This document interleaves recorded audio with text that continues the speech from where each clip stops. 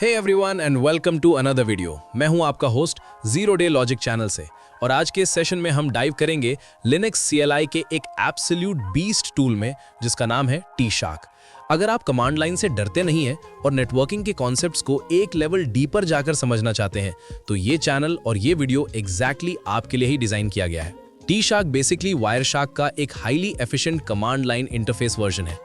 देखिए, वायरशार्क अपने graphical user interface के साथ बहुत अच्छा और यूजर फ्रेंडली लगता है, लेकिन जब बात आती है रॉ स्पीड, ऑटोमेशन स्क्रिप्टिंग या रिमोट क्लाउड सर्वर्स पर हेडलेस एनवायरनमेंट में इंसिडेंट रिस्पॉन्स करने की, तब T-Shark का टेक्निकल लेवल कोई भी GUI टूल मैच नहीं कर सकता। आज का हमारा ये वीडियो प्योरली एक ओवरव्यू और थ्योरेटिकल डिस्कशन होने वाला है। मैं इस प्योर वीडियो में कोई प्रैक्टिकल एक्सप्लॉइट, लाइव कैप्चर या स्निफिंग स्क्रीन पर शो नहीं करूंगा, क्योंकि हमारा मेन मोटिव आज सिर्फ इस टूल की इंटरनल वर्किंग, उसके फंडामेंटल कमांड्स का लॉजिक और वायरलेस नेटवर्किंग का कोर फाउंडेशन सेट करना है। साइबर सिक्योरिटी और स्पेशली एथिकल हैकिंग में नेटवर्क पैकेट एनालिसिस एक सुपर पावर की तरह बिहेव करता है। अगर आप आते जाते पैकेट्स को इंटरसेप्ट करके उनका स्ट्रक्चर पढ़ सकते हैं तो आप किसी भी नेटवर्क के अंदर छुपे हुए सारे सीक्रेट्स, वल्नरेबिलिटीज और मिसकॉन्फ़िगरेशंस अनकवर कर सकते हैं। लेकिन प्रैक्टिकल स्टार्ट करने से पहले एक स्ट्रिक्ट वार्निंग। पैकेट स्निफिंग एक ऐसी हाईली सेंसिटिव एक्टिविटी है जो स्ट्रिक्टली और प्योरली अपने पर्सनल होम नेटवर्क या उस ऑर्गेनाइजेशन के नेटवर्क पर करनी चाहिए जिसके लिए आपके पास उनका डायरेक्ट रिटन परमिशन हो। किसी भी पब्लिक वाईफाई या अनजान नेटवर्क पर इस टूल को ब्लाइंडली रन करना टोटली इलीगल और अनएथिकल प्रैक्टिस है। जीरो डे लॉजिक चैनल पर हम हमेशा रिस्पॉन्सिबल और एथिकल हैकिंग को प्रमोट करते हैं, इसलिए इन एडवांस कॉन्सेप्ट्स को हमेशा अपने पर्सनल होम लैब में, वर्चुअल मशीन्स और अपने हार्डवेयर पर ही टेस्ट करें। तो चलिए अब सीधा उन कमांड्स की तरफ चलते हैं जो T-Shark टूल में आपका सॉलिड बेस बनाएंगे। जब आप अपने लिनक्स सिस्टम पर वायरलेस सिक्योरिटी ऑडिटिंग करते हैं तो आपको फिजिकल नेटवर्क इंटरफेसेस की बहुत जरूरत पड़ती है। मेरे करंट हार्डवेयर सेटअप में एक इंटरनल वाईफाई अडेप्टर है जिसे सिस्टम WLAN 0 बोलता है और एक high gain external wifi adapter है जिसे मैं WLAN 1 कहता हूँ। एक्सटर्नल अडेप्टर्स वायरलेस हैकिंग में सिग्नल रेंज और पैकेट इंजेक्शन के लिए सबसे बेस्ट माने जाते हैं। तो अब हम कुछ कोर कमांड्स का लॉजिक देखते हैं। टर्मिनल ओपन करने के बाद सबसे बेसिक, सबसे पहला और सबसे हेल्पफुल कमांड जो आपको टर्मिनल में टाइप करना है वो है T-Shark -H। यहाँ इस छोटे h का मतलब हेल्प और डॉक्यूमेंटेशन होता है।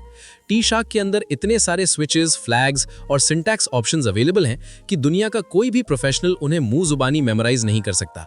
जैसे ही आप T-Shark -H टाइप करके एग्जीक्यूट करते हैं तो टर्मिनल पर एक लंबा सा और डिटेल्ड मैनुअल पेज प्रिंट हो जाता है। उस सिंगल पेज में स्पेसिफिकली बताया जाता है कि इंटरफेस कैसे सेलेक्ट करना है, पैकेट कैप्चर एक्चुअली स्टार्ट कैसे करना है, आउटपुट डेटा फॉर्मेट कैसे चेंज करना है और कैप्चर्ड पैकेट्स पर डिस्प्ले फिल्टर कैसे अप्लाई करना है। जब भी मैं किसी कॉम्प्लेक्स बैश स्क्रिप्ट पर काम कर रहा होता हूं और इस टूल के किसी स्पेसिफिक ऑब्स्क्योर फ्लैग का एग्जैक्ट नाम भूल जाता हूं तो यही हेल्प कमांड मेरा सबसे बड़ा टाइम सेवर बनता है। इसको आप अपनी पर्सनल ऑफलाइन रेफरेंस गाइड मान सकते हैं। दूसरा कमांड जो इंटरफेस सिलेक्शन प्रोसेस के लिए बेहद क्रूशल है वो है T-Shark -D। ध्यान रहे यहाँ D एक कैपिटल लेटर होना चाहिए। जैसे ही आप इसे रन करते हैं T-Shark OS की नेटवर्किंग लेयर को पिंग्स भेजकर स्कैन करता है और आपको उन सभी नेटवर्क इंटरफेसेस की एक कंप्लीटली नंबर्ड लिस्ट निकाल कर देता है जो नेटवर्क पैकेट्स को लीगली कैप्चर करने के केपेबल हैं।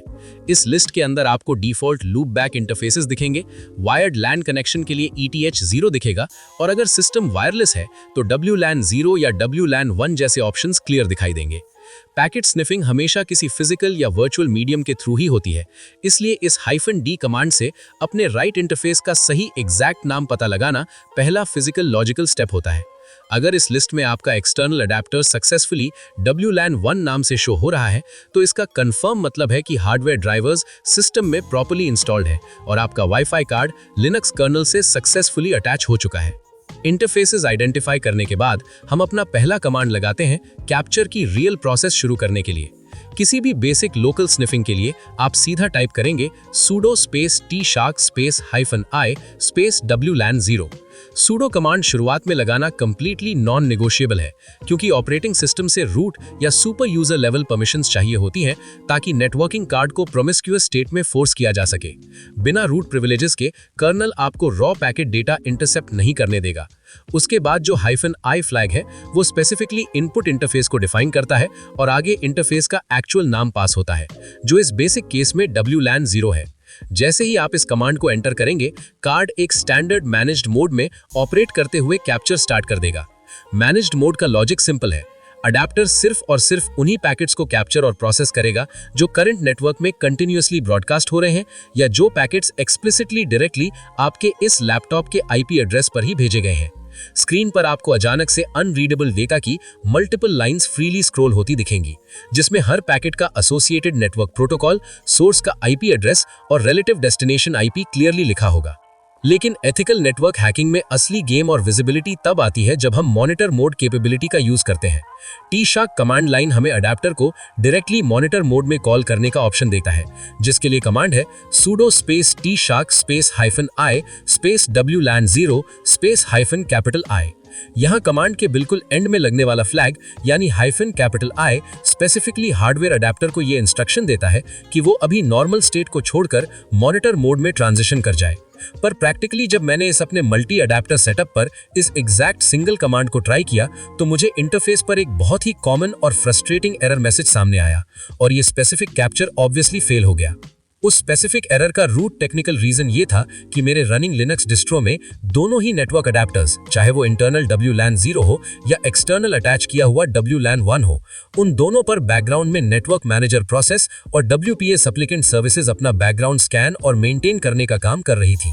जब अडेप्टर्स पहले से एक्टिव कनेक्शंस के टास्क में हाईली बिजी होते हैं तो रिसोर्स कॉन्फ्लिक्ट अराइज होता है।